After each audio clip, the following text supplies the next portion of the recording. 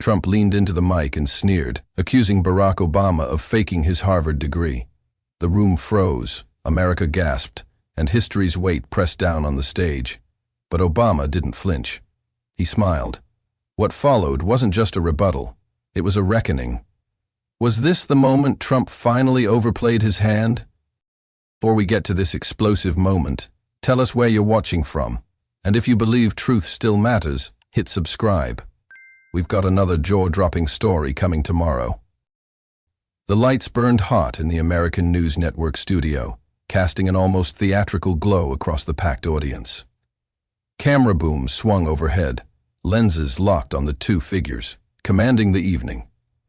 Donald Trump sat forward at his podium, his posture carrying the familiar mix of showmanship and defiance. Across the split-screen feed, Barack Obama appeared in his Chicago office, framed by shelves of books and the steady light of a desk lamp.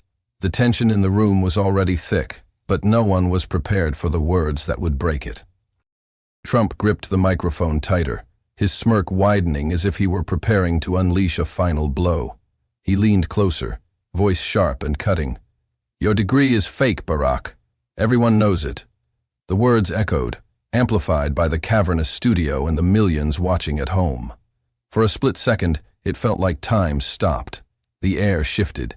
The audience gasped collectively, a few letting out nervous laughs, but most remained frozen in their seats, as though a sacred line had just been crossed.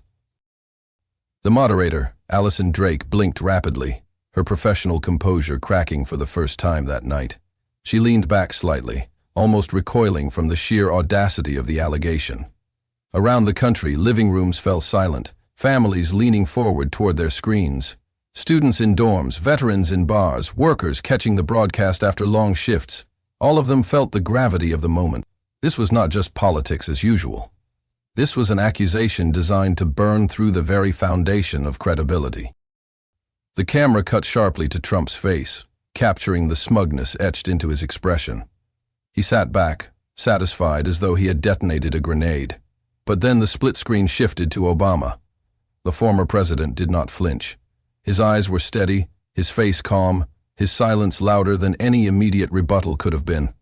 The stillness unnerved the room. A faint heartbeat track underscored the silence, amplifying the unbearable pause. In that moment, the stage transformed into something far larger than a television studio. It became a battlefield of truth versus spectacle, of reckless accusation versus measured resolve. And as America held its breath, one thing became clear. This was not going to end. Quietly, Donald Trump leaned into his microphone, the gleam of confidence sharpening in his eyes as if he had landed on a strategy that would finally pierce Obama's armor. His hand waved dismissively toward the split screen, his tone rising with the cadence of a carnival barker. "Total scam," he said with a flourish. "You shouldn't have even taught, let alone been president." The words shot through the air like darts, and again the audience gasped, shifting uneasily in their seats. For Trump's supporters, this was theater, a performance designed to stir laughter and jeers. For others, it felt reckless. A hammer swung wildly at the very idea of legitimacy. The moderator, Allison Drake, opened her mouth, her hand hovering above the cue cards, but Obama beat her to the moment. A low chuckle slipped from his lips, not mocking, not cruel, but quiet enough to disarm. He leaned back slightly in his chair, his gaze still fixed through the camera as if looking directly at Trump. "It's interesting," Obama said, his voice calm but cutting, "to question credentials when the real question is, what have we built?" The words were not defensive, they reframed the battlefield. The audience leaned forward, caught in the juxtaposition, one man mocking, the other redirecting with composure. Trump frowned, his smirk hardening. He thumped his fist lightly on the podium, demanding attention. "We want the records," he barked, his voice louder now, feeding off the unease in the room. "Let's see the transcripts. Where are they? People say Harvard's not the same. People say it's a joke. And you rode that wave, Barack. You played it like a scam." His words were drenched in repetition, designed to wear down his opponent by sheer force of volume. Some in the audience laughed, nervous chuckles echoing. Others stared ahead, their discomfort growing. Obama's expression didn't waver. Instead, he leaned closer to his microphone, his tone deliberate, slow, almost surgical. "I'll tell you what I carried out of Harvard," he said evenly. "It wasn't a piece of paper. It was the privilege of teaching students who would go on to shape lives." His voice dropped slightly, personal now. Judge Linda Carver, the first in her family to sit on the federal bench. Attorney Daniel Brooks, who fought for veterans' housing rights and won. "These are the receipts you asked for, not transcripts. People." The crowd stirred, breaking into applause that rolled across the studio. Trump shook his head violently, his jaw tightening. "Names. Names mean nothing. We don't know them. We don't know if they're even real. You're good with stories, Barack. You're always good with stories. But we need facts. We need paper. We need to see what's hidden." He leaned back, arms crossed, savoring the echoes of his own words. His strategy was simple: drag Obama into the mud of mockery and suspicion. But Obama didn't budge. "Paper doesn't house the homeless," he replied steadily. "Paper doesn't argue in court for the voiceless. People do. And when those people succeed, they don't ask what my transcript said. They know what they were taught, and they know the integrity behind it." His gaze never left Trump, his cadence steady, controlled, impossible to rattle. The audience broke again, this time louder, applause mixing with shouts of approval. The applause seemed to embolden Obama, but more than that, it drew the stark contrast into focus. Trump shouted, layered his words with accusation, treated the stage like a weapon. Obama slowed down, built each response like a foundation, turning the energy of the crowd towards substance. Allison Drake raised her hand, her voice trying to push through. "Gentlemen, if we could—" But neither man stopped. Trump pushed forward, voice booming across the studio. "He won't show you. He hides behind stories. He hides behind names nobody checks." His body leaned forward, almost out of his seat, as though sheer proximity could dominate the feed. Obama's reply was quieter, but it cut sharper. "You can question me," he said, pausing just long enough to let the words breathe. "But you can't erase them. You can't erase the people who've lived the lessons. You can't erase what's been built." His voice softened, but his message hardened, like steel. And that's the difference between spectacle and service. The moderator tried again, her voice riding over the crowd. "Let's bring this back to the question of credibility." But Trump slammed his palm on the podium. "Exactly. Credibility. We don't have it. We never had it. It's all smoke and mirrors." His tone was theatrical, each line delivered with the cadence of a showman playing to the rafters. Obama didn't rise to meet the noise. Instead, he lowered his voice, forcing the studio to lean in.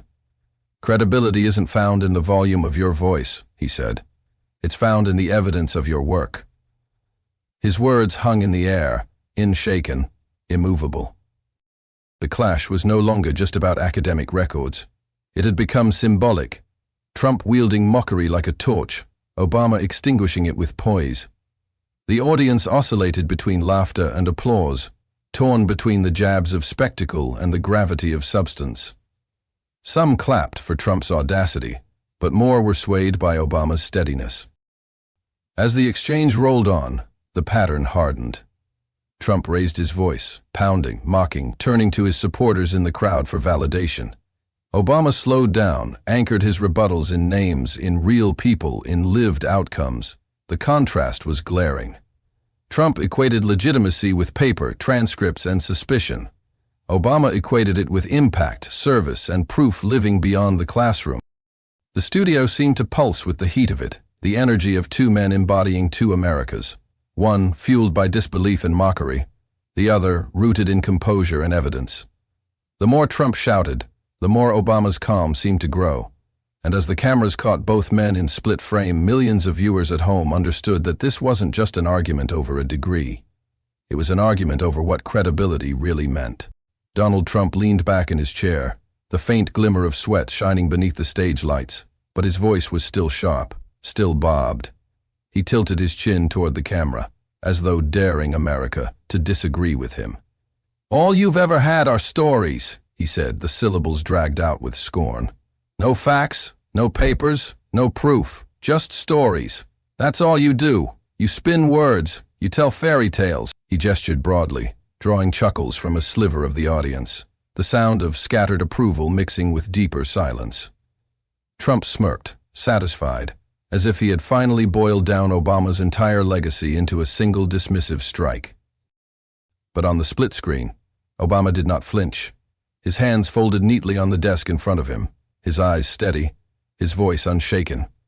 He let the silence breathe for a moment, long enough for the cameras to linger on Trump's smug expression, before speaking with the same calm weight he had carried all evening. "Stories," Obama repeated, his tone measured, almost like a professor in his lecture hall. "Stories are proof. Proof of lives changed. Proof of work done. Proof that behind every policy, every classroom, every law passed or overturned, there are people who lived through it and came out different because of it." His words carried no rush, no need for volume. They cut not by force but by clarity. The audience erupted, applause rolling through the studio with a force that dwarfed the earlier chuckles. Even some faces in Trump's corner, previously nodding along, shifted uncomfortably, their expressions betraying hesitation. A young man in a red cap lowered his hands from an attempted clap, his eyes darting to the screen as Obama continued. The contrast was unavoidable, one man scoffing at the idea of lived experience, the other turning that dismissal into a foundation.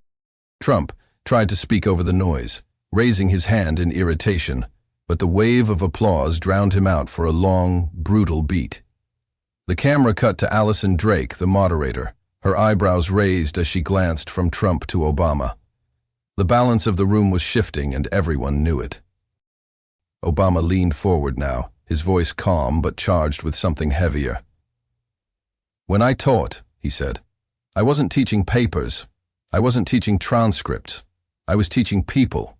And when you teach people, when you share lessons and watch them grow, the stories they carry are your proof. They're your record. They're your grade." His eyes softened, but his words sharpened. "That's not weakness. That's credibility." The crowd clapped louder, some rising from their seats, their voices rising with approval. Online, the moment exploded almost instantly. Phones lit up as viewers clipped the exchange, hashtags spreading before the broadcast had even cut to its next break. "Degree of truth" trended within minutes, followed closely by "Obama mic drop." TikToks showed Obama's steady gaze paired with captions reading "Stories are proof" as young users stitched the clip into their own reflections on teachers, mentors, and leaders who had shaped them. Memes popped up before the applause even quieted. Trump's sneer pasted beside cartoon speech bubbles mocking his dismissal. The internet had already begun writing the verdict. Trump's lips curled, his hands waving again as he tried to wrestle control of the stage back. "They clap because you're good with words," he snapped, pointing directly into the camera. "You're a performer. You don't have proof. You never had proof. You made people feel things, and that's all you've ever had." He smirked again, but the sound of lingering applause undercut his timing. Honor did not take the bait. He exhaled softly, leaned in, and spoke directly to the millions watching. "You know," he said, his tone warmer now, almost conversational, "when I left college, I didn't leave with wealth. I didn't leave with an inheritance. I left with debt. I left with student loans. And I worked, through my 40s, to pay them off." He paused, letting the weight of that confession land. "That was my proof. Not a piece of paper, but the struggle every young American knows when they fight for education. That was the reality. That was the price." The studio broke again, this time with stronger applause, longer and deeper, stretching past Trump's attempts to interrupt. The noise had weight now, as though the crowd wasn't just clapping for Obama, but for themselves. For the countless Americans who carried loans, who worked 2 jobs, who knew exactly what it meant to climb without a ladder. Some audience members stood to their feet, clapping harder, faces glowing with recognition. The moment was personal, not abstract. Trump pounded his fist lightly on the podium, his face tightening. "Everybody has debt. That doesn't make you special," he shouted. "That doesn't prove anything. It's another story, another sob story." He looked around, desperate for the laughter that usually followed his barbs, but this time, fewer chuckles came. The energy had tilted, slipping out of his grasp. Obama's reply was quiet, almost gentle, but it resonated like a drum beat. "It's not about being special," he said. "It's about being part of something larger, about knowing what people carry with them, about carrying it with them." His gaze didn't leave the camera, his voice unwavering. That's what leadership is. Not pretending you're above the struggle, but proving you understand it, living it, sharing it. That's the story. The audience thundered again, the applause now unrelenting. Viewers at home felt the shift, the unmistakable turning point when the spectacle lost its shine and the substance took center stage. The hashtags continued to surge, feeds filled with commentary declaring the moment decisive. Young people who had once shrugged at debates leaned into their screens, typing their own stories under Obama's words. A teacher in Ohio wrote, "He's right. I don't have a transcript of my impact. I have students." A veteran in Texas tweeted, "I didn't need his paper. I needed his fight." That's what stories are. The digital tide was no longer creeping. It was flooding. Allison Drake's voice tried to cut through, but the clash had grown beyond her control. Trump's words landed harder now, desperate, angrier. "He's lying. He's making it up as he goes. He's fooling you." But the room didn't echo with the same energy. His voice bounced, unanchored, as Obama's steady presence absorbed the blows and returned something heavier each time. For the millions watching, the realization grew clear. The stage wasn't Trump's anymore. His smirks and barbs no longer commanded the room. Obama's composure, his insistence on stories as proof, had reframed the entire confrontation. It wasn't about degrees or transcripts anymore. It was about what counted as truth, paper or people, performance or impact. And in that realization, the turning point crystallized. The man mocked for telling stories had turned those very stories into the final, undeniable evidence of credibility. Trump was still shouting, but America was already listening elsewhere. By the morning after the debate, the confrontation had metastasized into something bigger than a single clash of personalities. The clip of Donald Trump dismissing Barack Obama with, "All you've ever had are stories," followed immediately by Obama's calm reply, "Stories are proof," dominated television screens across the country. On CNN, pundits spoke of it with reverence, calling it the definitive exchange of the campaign. MSNBC anchors replayed it nearly every half hour, one commentator calling Obama's response a lesson in composure under fire. Even Fox News couldn't ignore the moment, though their spin bent sharply. Their primetime panelists painted it as an elitist dismissal of real proof, arguing that Obama was hiding behind rhetoric instead of producing concrete records. Still, the visual contrast was unavoidable. One man shouting, the other steady, almost serene, turning an insult into a civic principle. Late-night comedians seized it immediately.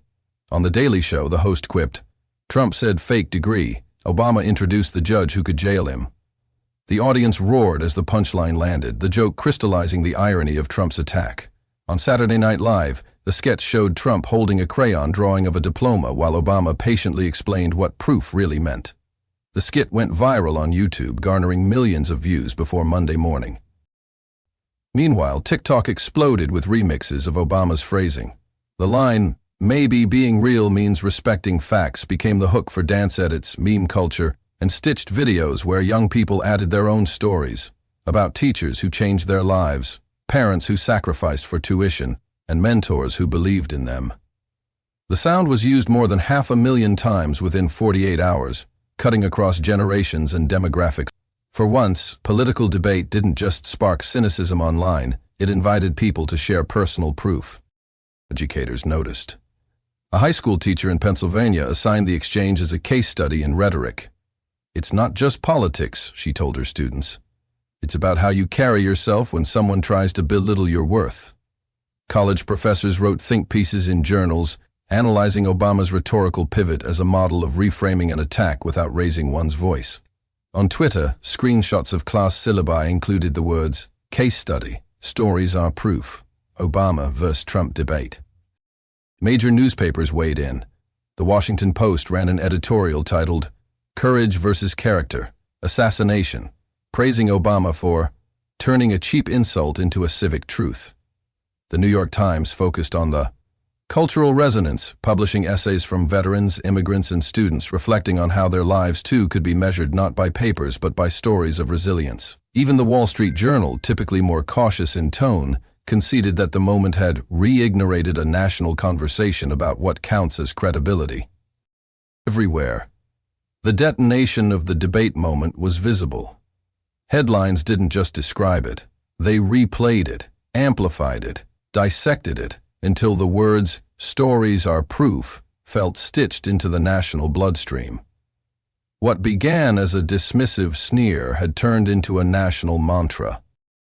If the media framed the confrontation as a cultural flashpoint, the American public carried it into daily life.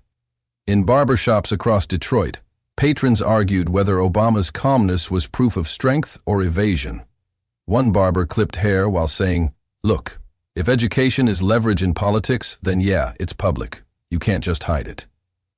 Another shot back, "But when he says stories are proof, he's right. My diploma didn't teach me to grind, my life did."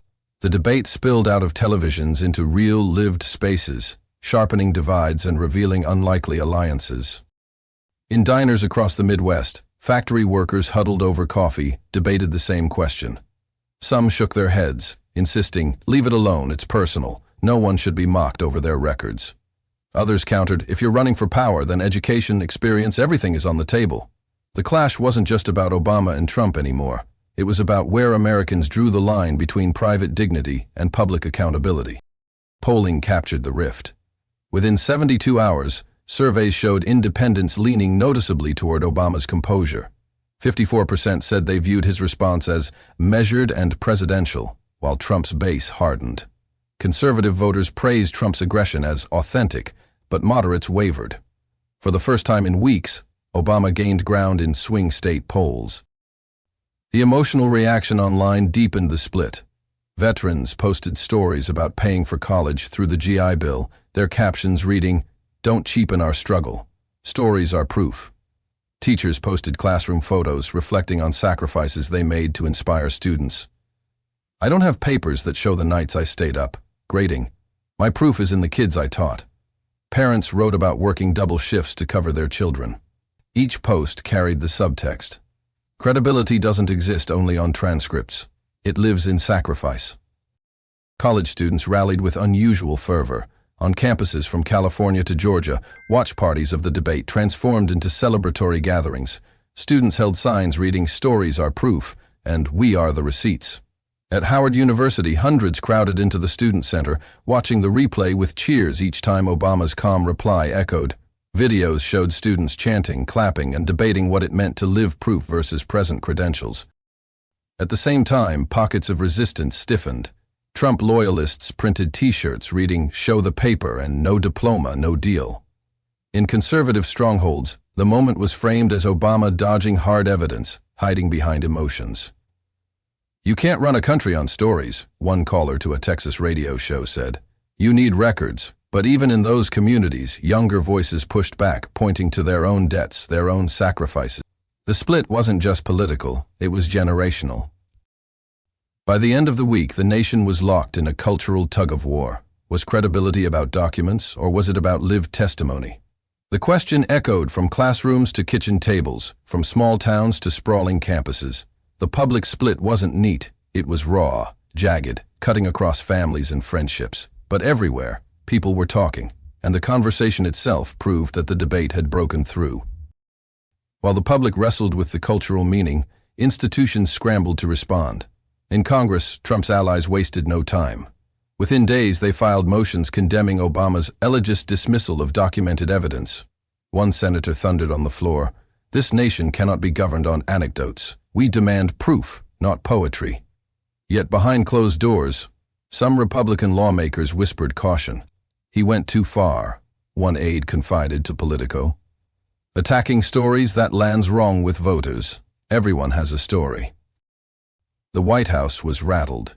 Reports leaked that Trump was furious in private, pacing the residence and raging at staffers who failed to prepare him for Obama's rhetorical counterpunch. One aide leaked that the First Lady had remained silent through the aftermath, refusing to defend the attack publicly. "She knows this one crossed a line," the leak suggested. policy ripples began almost immediately. Hearings were proposed on credential verification, visitor logs, and transparency in public officials' records. Lawmakers argued over whether to tighten standards for disclosures. Should candidates be required to submit all educational documents, or was lived experience equally valid? The debate over stories as proof began shaping legislative calendars. Outside government buildings, protests swelled. In front of state houses in Ohio, Colorado, and Florida, demonstrators held signs reading, "Truth over noise," and "Privacy ends at leverage." The protests were unusual not just for their size, but for their tone. These weren't angry mobs, but organized marches, teachers and students standing side by side chanting about dignity and accountability. News cameras captured parents holding their children's hands while carrying placards, "My story is my proof." The shockwaves even reached political operatives. One Republican surrogate, long considered loyal to Trump, broke ranks on live television. "We defended without evidence," he admitted, shaking his head. "That was a mistake. Stories aren't weakness, they're the backbone of proof." His defection sent ripples through the party, signaling that the confrontation had not just bruised Trump's image, but threatened to fracture his coalition. Editorial boards weighed the institutional implications. Could courts consider testimony, stories, as equal to documents in public credibility? Should higher education reevaluate how it defines achievement? Universities began issuing statements emphasizing that lived experiences mattered alongside credentials. Harvard's president wrote in an op. By the close of the week, the debate had outgrown the stage where it began. What started as a single insult had detonated across television screens, split the public into camps, and forced institutions to confront questions they had long avoided. Trump had wanted to strip credibility from Obama with a smirk. Instead, he had provoked a reckoning that neither side could contain. The aftershocks of that single exchange reverberated far beyond the stage lights. Across America's campuses, students organized sit-ins with hand-painted signs reading, "What counts as private when it becomes policy?" They gathered in lecture halls and on green lawns, chanting lines borrowed from Obama's rebuttal. For a generation carrying student debt, the idea that credentials could be casually dismissed by someone in power wasn't simply insulting, it was existential. If the sacrifices they made to study, to work night shifts, to survive on instant noodles while chasing a diploma could be cheapened in a single soundbite, then what did that mean for the promise of education itself? In veterans' halls from Pennsylvania to Arizona, the mood was equally raw. Men and women who had served spoke bluntly. Leverage is a battlefield word. It doesn't belong near the presidency. They had lived with the weight of credentials, clearances and verifications stamped onto their very identities. To see the presidency wield accusations of fraud without proof reminded them of the chaos that unravels when verification is treated like a weapon rather than a safeguard. The anger wasn't partisan, it was personal. In immigrant communities, the conversations cut even deeper. Families who had carried papers everywhere, work permits, naturalization forms, green cards, receipts from years of applications, looked at one another with hollow recognition. One mother said during a community forum in Los Angeles, "We had to prove every step of our lives, every document, every renewal. Why are the powerful exempt?" Her words spread online in Spanish and English, a new rallying cry for fairness. The cultural moment birthed a refrain that crossed ideological lines. Education is earned, not given. It showed up on bumper stickers, protest chants, and TikTok mashups. The line embodied not only the value of schooling but also the sweat behind it. Farm kids who worked fields before dawn to afford tuition, first-generation college students who translated for their parents at loan offices, single mothers balancing childcare with night class. To them, Obama's stories weren't embellishments. They were reflections of lived American struggle. Meanwhile, book clubs, podcasts, and even church groups seized on the clash as a parable of character. Was leadership about tearing down the legitimacy of others, or proving one's own work through persistence and sacrifice? The debate found its way into pulpits, onto sports radio, and into small-town diners. Ordinary Americans argued not about policy minutiae, but about fairness, dignity, and the sanctity of effort. The cultural fallout was no longer confined to headlines. It was stitched into the daily fabric of American life. If the cultural response felt seismic, the political impact was volcanic. Within hours of the broadcast, reform-minded organizations reported record fundraising surges.